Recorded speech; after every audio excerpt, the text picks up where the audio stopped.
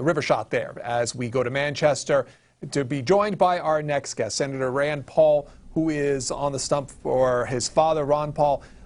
In the Politico today, Senator, you say that independence could be the key to your father winning in New Hampshire. Can you expand on that?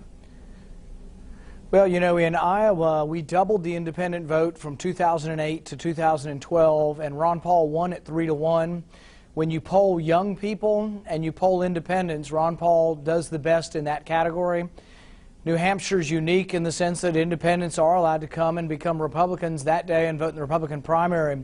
So our best chance for victory here would be a large independent turnout.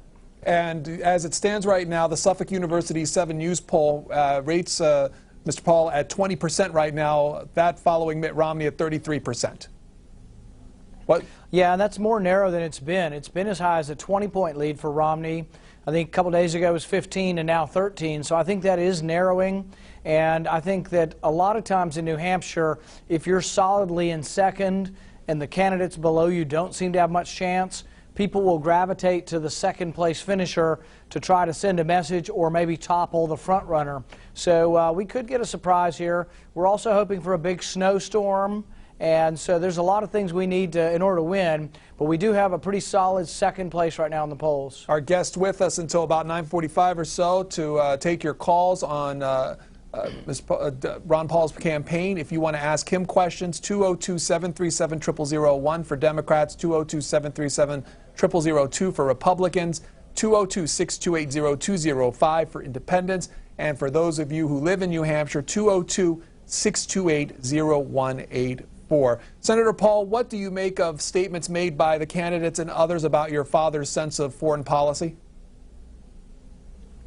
Well, you know, his foreign policy views are different, but we're electing a commander-in-chief who will be in charge of the world's largest nuclear arsenal. And I think what you want is someone who is reluctant to use them, who is a believer in the checks and balances and separation of power. What I mean by that is that some people think now the president has the unlimited power to commit troops to war or send a nation to war. And that's not what our founding fathers wanted. Our founding fathers gave the power to declare war to Congress. And Ron Paul is one of the few candidates, Republican or Democrat, who talks about these checks and balances and that we should not be in a rush to go to war, that sometimes, even when a country does something we don't like and we think is something that destabilizes a situation, that sometimes containment could be a strategy in replacement of war or instead of war. First call for you, sir, is from Staten Island. Catherine is on our independent line. Go ahead. Yes, good morning.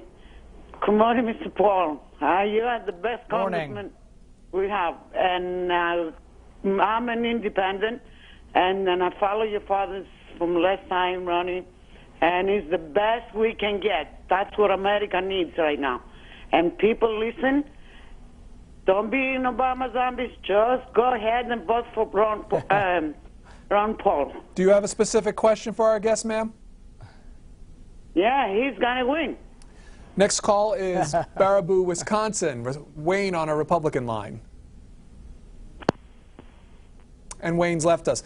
Senator Paul, I want to read you a little bit from the New Hampshire Union Leader, and this is the publisher there, Joe McQuaid, on your father, and says this: Ron Paul is a dangerous man. While his domestic libertarian views are quite attractive to some voters fed up with politics as usual, it is Paul's position on issues of national security that are truly dangerous. I think that misunderstands my father. His position on national defense is that under the Constitution, one of the primary responsibilities of the federal government, if not the most important responsibility, is national defense.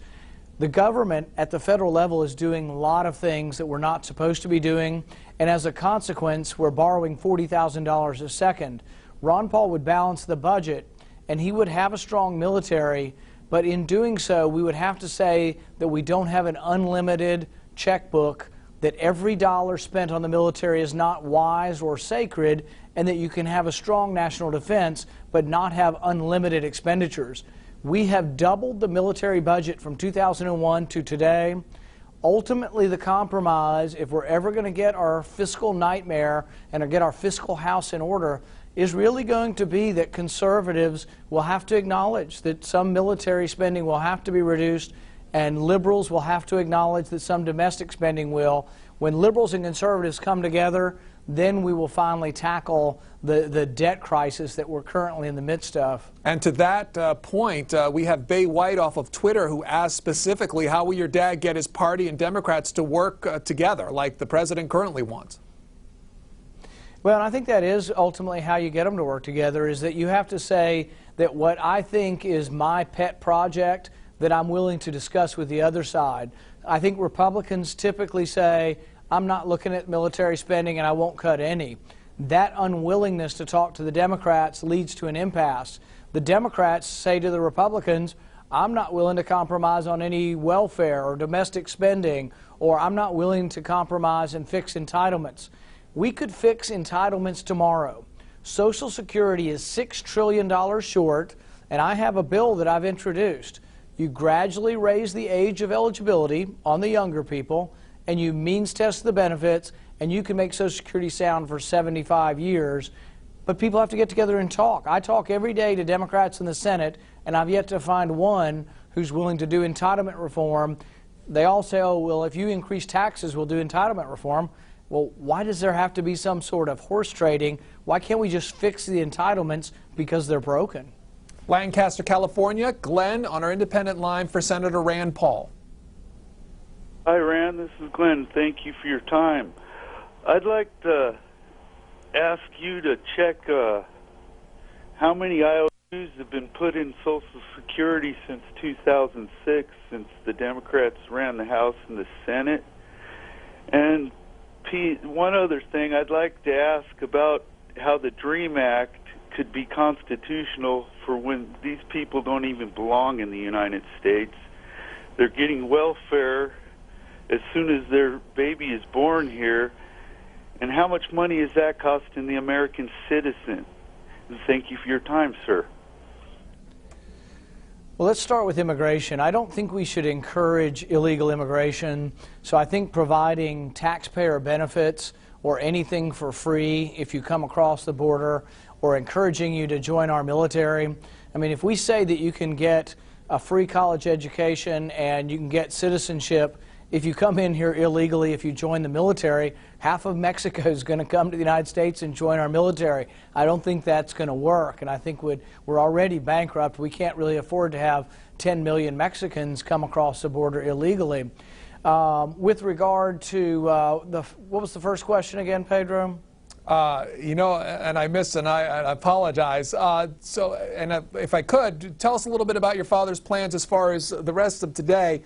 What's he specifically looking forward to South Carolina to after today? Well, I think what we want to do is do the best we can here, make sure that we separate ourselves from the second tier of the field. In Iowa, there were clearly 3 front runners. In New Hampshire, I think there are clearly 2 front runners, and I think it becomes more of a two-way race. And one of the reasons it becomes a two-way race in South Carolina and beyond is there's only 2 candidates that are on the ballot in a lot of states. Virginia's a big state. Illinois is a big state. I think Ron Paul and Romney are the only people on the ballot. Ron Paul's the only one with an extensive national network and a national campaign structure. Many of the others are on such a shoestring budget that they live from day to day. And so really, I think after New Hampshire becomes a 2-man race, and then we'll see how we do. Some of it depends on how narrow the gap is, whether we get very close to Mitt Romney here, or if we pull an upset, then the whole world changes if we can pull an upset. And your finances to keep that going? Pretty good. I think the last quarter we raised $13 million. I think we have 150,000 donors. A lot of our donors are small dollar donors. We have people that send $13 every 2 weeks from their paycheck. So having a large number of small donors is easier than if you have 500 people who can give you the maximum. Once the 500 people give you the maximum, then they're done. But one of the advantages President Obama had was large numbers of people giving him money in small amounts. Ron Paul has some of that similarity.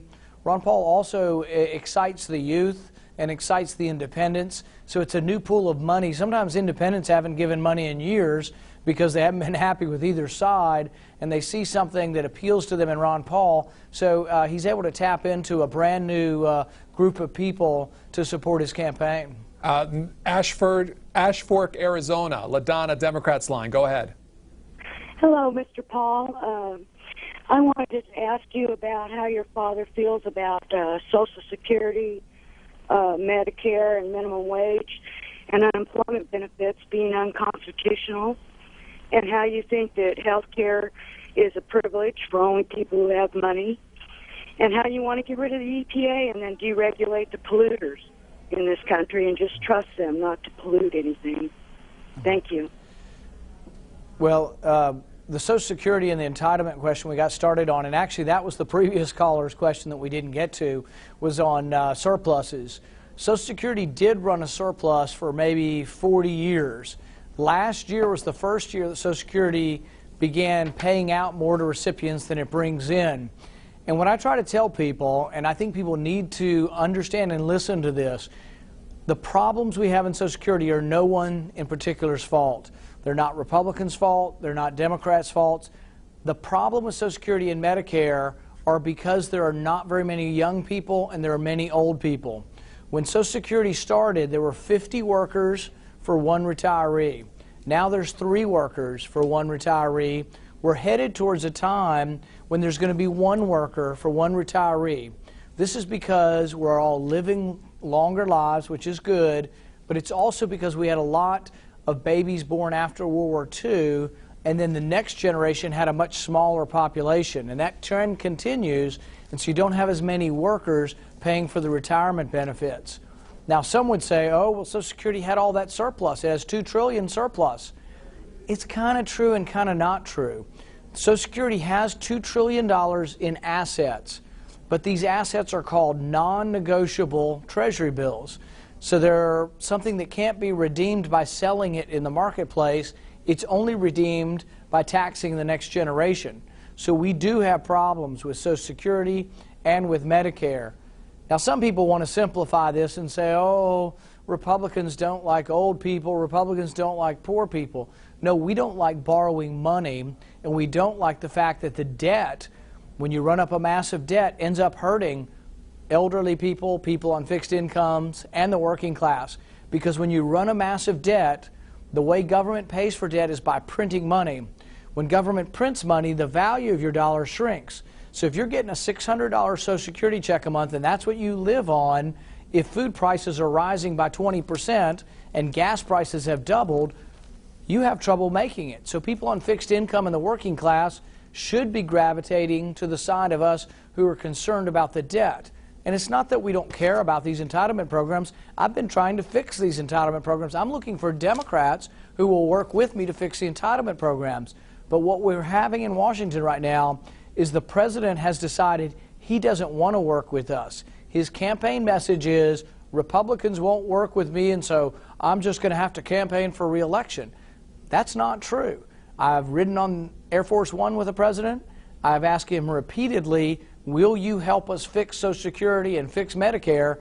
They won't do it. They won't talk to us. They won't come to Capitol Hill. And there are 2 or 3 simple things we could do that would fix Social Security and fix Medicare. And I'm announcing today, Mr. President, come talk to us. If you'll come talk to us, we could fix these problems in a bipartisan way. Greenville, Tennessee, Brandon, Republican line for Rand Paul. Howdy. Hello, Mr. Dr. Paul, and good morning. Morning. My question for you is pertaining to what has happened on the grassroots level in the state primary of New Hampshire presently. Any commentary on that? But more specifically, I'm curious towards what will happen for the liberty movement in the post-election period. Is there a plan for kicking it up another notch to grow the numbers of supporters for the more libertarian wing of the Republican Party?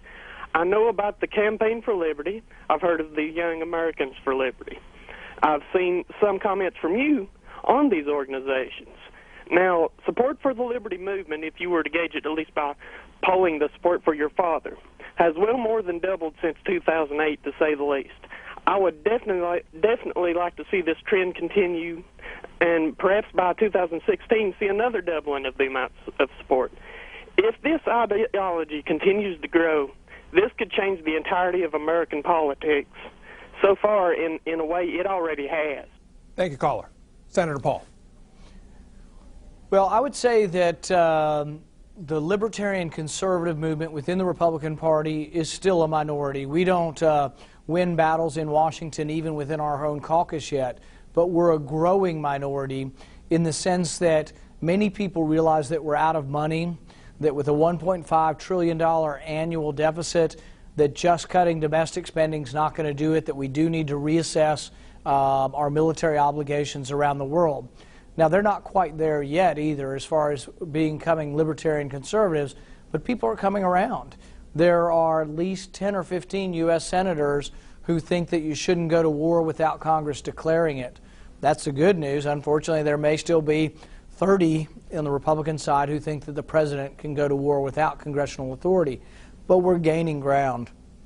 Nashville, Tennessee. Nashville, Tennessee. Kevin, independent line. You are next. Go ahead. Yes, sir. Thanks for having me. One question on the military and how your dad will respond to this, sir. We have the man over in Iran threatening the U.S. We all know it. He's going to have nuclear power. He's going to use it. May not be directed towards the U.S. How would your dad respond to this if elected president? And my only comment is out to the American people all around the whole world. Watch as much C-SPAN as you can and read commentaries and newspapers. Stay away from the other news agencies. That's all I have. Thank you. Yeah, I apologize for the cough. I've been kind of under the weather a little bit. On the issue of Iran, Ron Paul doesn't want them to have a nuclear weapon. He thinks that if they got a nuclear weapon, it could destabilize the Middle East. But if they do get a nuclear weapon, there is a question of how we deal with it. One option would be a preemptive war, trying to bomb their sites into disabling them. There are some questions of whether or not that could militarily be done. There's some indication that their sites are in over 20 different places, some in the midst of large cities. The second question is, could we possibly contain them? We contained the Soviet Union, who had 30,000 intercontinental ballistic missiles that could actually reach the United States. We contained Pakistan, who has 100 to 200 nuclear weapons, and there's always a very clear danger that Pakistan could fall into a Islamic fundamentalist government. That would be a question we need to also be thinking about is, if Pakistan falls under an Islamic military government, would we attack Pakistan that has maybe 100 nuclear weapons? So some things are impractical. Now, it doesn't mean we don't care, but it maybe means that we need to work on containment. And some people say, well, that attitude's that's outside the mainstream. The interesting thing, if you read about foreign policy, is the three previous heads of the U.S. Central Command. These are high-ranking U.S. generals, General Zinni, General Abizaid, Admiral Fallon, have all said that they have some misgivings about a preemptive attack on Iran, that the unintended consequences might be worse than the benefits of the attack. Also within Israel, opinions not unified within Israel. About 3 or 4 days ago, the head of the Mossad, which is Israel's intelligence agency, a man by the name of Tamir Pardo, said, we need to be careful about defining the threat from Iran as an existential threat to Israel. Now, is he saying this because he doesn't care? No, I think he obviously is someone, and everybody in Israel obviously cares about Iran getting a nuclear weapon. They don't want them to get it. But if you define it as an existential threat, do we not trap ourselves into only one response? That our response is cataclysmic war, all-out preemptive war. Iran's a large country. One, can we just bomb them into submission? Would it mean sending troops into harm's way? And what Ron Paul says is that foreign policy is not always an either-or situation. Foreign policy also, under the Constitution, is not unilaterally done by the president. If we were to declare war on Iran, and I'm not suggesting this, but I'm saying if it were to occur, it needs to be voted on by Congress. That's what the Constitution mandates. That's where Ron Paul separates himself from most of the Republicans and most of the Democrats. It's the president isn't always I can do everything. The president shares power with Congress, and Ron Paul recognizes that we don't go to war without a formal declaration of war, and that's what the Constitution requires. To the idea of the military, the president recently released his strategy for cutting the defense budget. Would your father employ a similar tactic as far as cuts made to the defense budget and how much and where those cuts would lie? I can't go into the details as far as where the president's plan would make the cut, but what I can say is that we try to separate out what is military spending from what is defense spending. Because what is in favor of your national defense, we're all for. But there needs to be discussion of what money that's spent in the military budget is actually required, necessary, or good for our national defense. I think that the military budget has been doubled since 2001, and ultimately part of the compromise in order to get our fiscal house in order again, we will have to reduce military spending, but we would do it without compromising national defense, with always maintaining a strong, very highly technologically capable military. But it might mean that Germany might have to pay a little more for their defense. Japan might have to pay a little more for their defense. South Korea needs to pay more for their defense. We also need to quit sending foreign aid all around the world. You know, we borrow money from China, and then we send money back to China in the form of foreign aid. It's crazy. 10 of the top countries that hold U.S. debt that we owe money to, we send foreign aid to. It is insane what we are doing, and Ron Paul's the only one really who would change any of this. One other quick comment from you about your father's policies. This from Jim Hines off of Twitter, asking if your father believes that the U.S. can produce enough energy from domestic fossil fuels to be independent. Absolutely.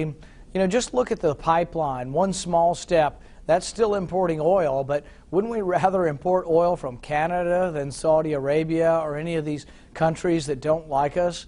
And so we need to expand our trade with people in this hemisphere, with Canada, and also domestically. You know, I think probably 75% of our coastline is off limits. So we tell Brazil to drill off their coast. We tell England to drill in the North Sea, and yet we won't drill off of our own coast. Now, I do want to do it in a clean fashion. The previous caller seems to think Republicans aren't concerned with pollution. We don't want pollution, and we want people like BP to be responsible if they have an accident and to pay for it. But we also don't want to stick our head in the sand and say, oh, we're never going to drill. There are large parts of Alaska that still hold oil that could be used for drilling, large parts of our coastline that could be.